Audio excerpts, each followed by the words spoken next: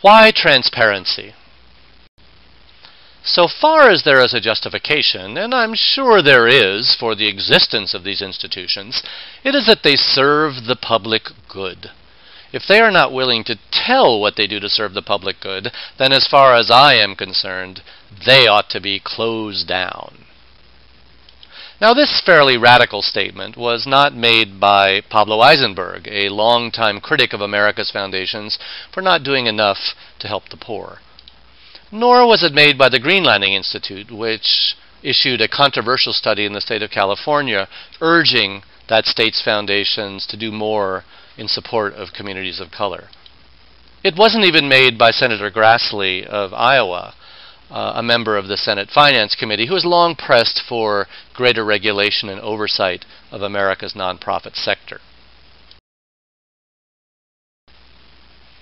The statement was made by a Republican banker in 1952, Mr. Russell Leffingwell, who was the chair at the time of the Carnegie Corporation, the Carnegie Foundation, and who was testifying before a congressional committee that was investigating foundations for so-called support of un-American activities. And in that same testimony, Mr. Leffingwell also said, "We think that the foundation should have glass pockets," meaning that the foundation should be more transparent. Now, foundation transparency is not an easy matter.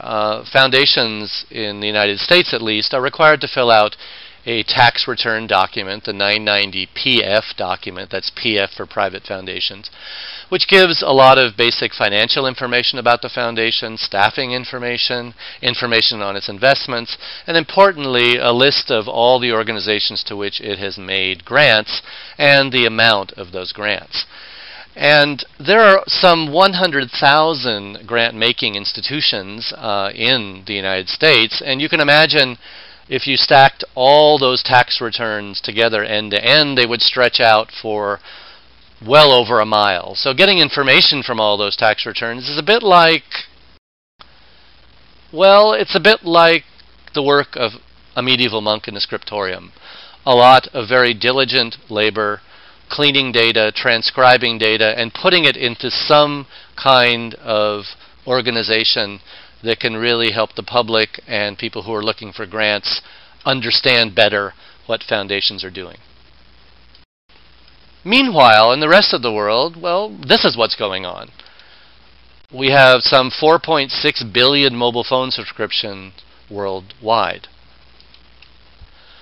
Something like 1 to 2 billion people use the internet every day.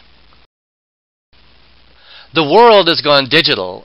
And the big question for philanthropy is, will philanthropy and foundations fully embrace the digital age and all the tools and possibilities it offers us to be more transparent? It is with this in mind that the Foundation Center launched a free public website called Glasspockets. That's www.glasspockets.org. It has lots of information about philanthropy on it of different kinds. It has basic information about foundation. Facts about philanthropy, that is.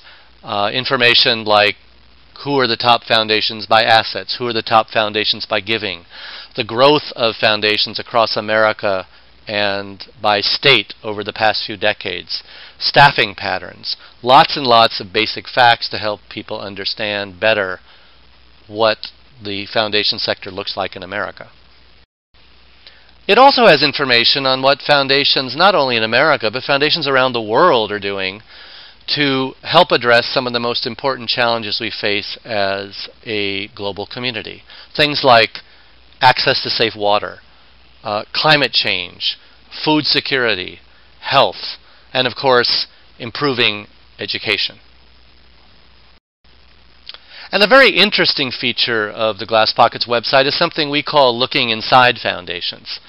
And within that, something called Who Has Glasspockets.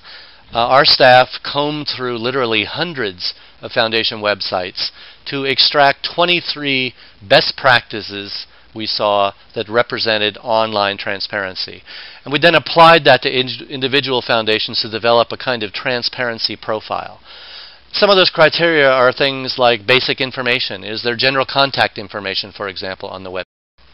Does a foundation include financial information, audited financial statements, investment policies, grant-making information about its priorities or strategies, for example, or performance measurement?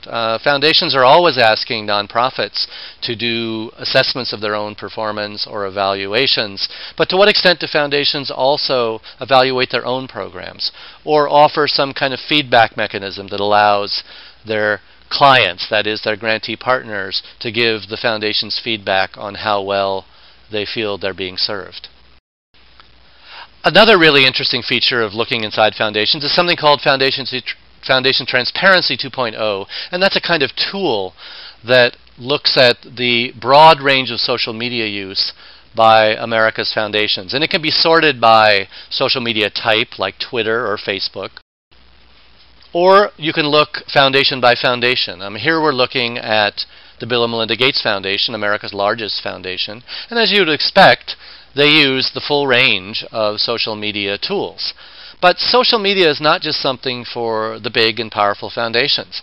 If you look further down on this same slide, you'll see the William H. and Maddie W. Harris Foundation. This is a small foundation that makes about $300,000 a year in grants, but makes very, very active use of Twitter to build community around the issues which it feels are the most important to work on. Transparency clarifies understanding, it improves impact, it improves efficiency, but most important, it is becoming a necessity, not an option or a luxury in today's digital age. Foundations are finding that they need to be more and more transparent, and what we found through Glasspockets is that there's tremendous innovation going on in the foundation community. So whether you are just a member of the public that is interested in learning more about what foundations are doing to improve the world, or whether you're a foundation that wants to learn about how your colleagues and your peer foundations are becoming more and more transparent, and the tools that you can use inside your own foundation to improve transparency, come to Glasspockets and take a look. We think you'll find it really interesting.